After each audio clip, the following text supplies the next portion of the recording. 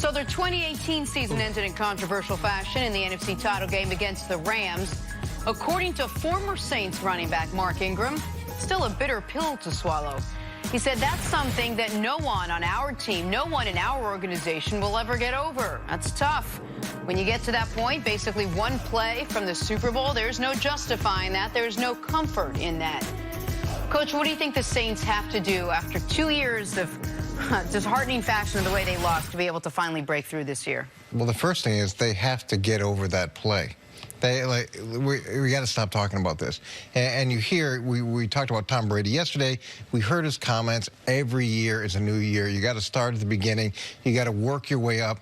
But you got to move past what happened last season. And just real quick, Ingram maybe is a good window into how players on the Saints are actually feeling, because they might all, if you're still with the Saints, have the company line, which is we have moved past it. Ingram, because he's with a different organization now, can be more honest about how the Saints might actually really be feeling, because, I mean, even when you heard his words there, he kept saying our, us, we, even though he's not on their football team anymore. He's with Baltimore. So I think it is instructive on how tough it can be to get over those things. Sorry to interrupt. But it's been a long time. They needed to get over that play during the game. There was a bunch of football that was played after that play. Before he went to overtime. And they had a chance in overtime to go down. And so there's a lot of things that happened after that one play that kept him out of the Super Bowl besides that. And I think to make that step, it's the resilience, it's the ability to move on. The 5-second rule we used to talk about, no matter if something's good or bad, you have 5 seconds to either celebrate or to be miserable. Then life moves on, and you got to go on to the next thing. So they've got to build that mentality. I think the other thing offensively is replacing a guy like Mark Ingram. And it's not just what he did as a player. It was his relationship with Kamara. That was special. Like, you see those guys talking and the way that they interacted and did everything together. That's going to be hard to replace. And then losing their center and trying to figure out who's really going to fit in that center spot. It's huge on the offensive line. And so they were able, in their defense, if you will, to get over an equally devastating loss, even if it came a week earlier in the playoffs the previous year. I mean, the Minneapolis Miracle is as tough of a way you can lose a football game as there is, in that you had it won. If you just make a typical defensive play, you win the game. Instead, the poor safety, P.J. Williams, just has a total mental error, if you will, and Minnesota ends up going on to win. Last year, they were the best team in the NFL throughout the regular season. They lost week 1 to Tampa.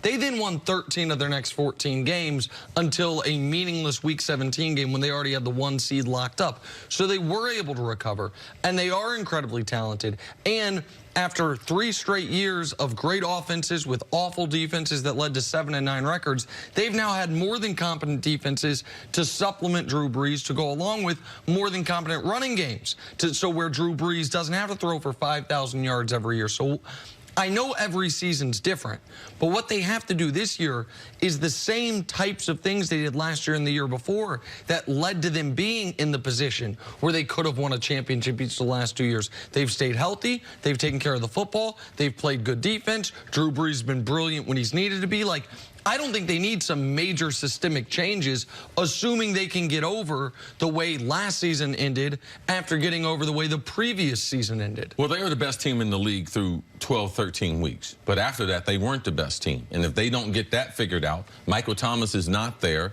But also, who's going to be their number 3 and 4 receivers? We know Kamara coming out of the backfield, him and Michael Thomas, 1 and 2, one of the best duos that we have in the league. But after that, there was a huge drop-off, and the league caught up to them. The Rams caught up to them. So their inability to be able to move the ball and score touchdowns in the red zone, people had start to book them, start to figure them out. So I believe they're going to have a hard time replacing Mark Ingram. You talk about a lot of things that people miss on.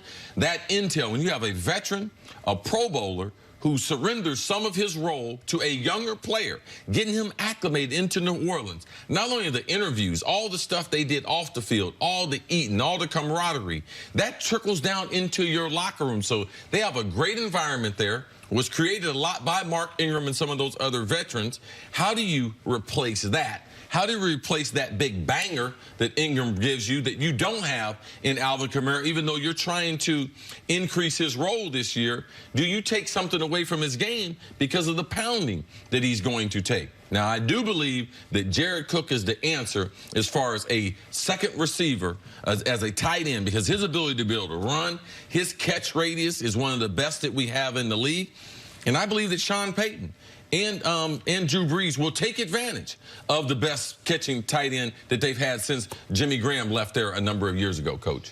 You know, the other interesting thing is Mike Westhoff went and played a role there as a special teams coach, and he came in, I think it was either the start of last year or midway through the season before, and he's not part of that staff anymore. He's back in Florida fishing, and he had a huge impact, not only on special teams, but on a lot. He has great wisdom that he shared and I think helped a lot as they move forward. But they also were one of the most tricky, if you will, teams as far as fake punts, as far as trick plays in the special teams game. They used Taysom Hill in a really unique way on offense and in special teams. I assume Westhoff had an enormous amount. He had an enormous part, and even using personnel, and he's such a good resource from a head coaching perspective to get balance and ideas, and he's a good resource for the coaching staff because he was at that point in his career where it was about just he stabilized their special and he didn't need to climb. He wasn't climbing the ladder. He wasn't looking for another job. He was just looking to be part of something great, and I think he contributed significantly to that. Can't the Saints take just a small page out of what the Patriots did last year? I mean, the Patriots are able to sort of prolong Tom Brady and help Tom Brady out. Last year we talked so much about them focusing on the run, which we haven't seen in a long time, but Tom Brady's not that young. I mean, you want to make him last throughout the whole season. You want to be as productive in this. Drew Brees, I'm sorry. You want to see Drew Brees be as productive the second half as he was in the first half. Last year, he wasn't. The first 4 games, he was. The rest of the season, he wasn't. You don't have Mark Ingram, so what do you do about that? Well, I think the last several years, they've done tremendous for Drew Brees.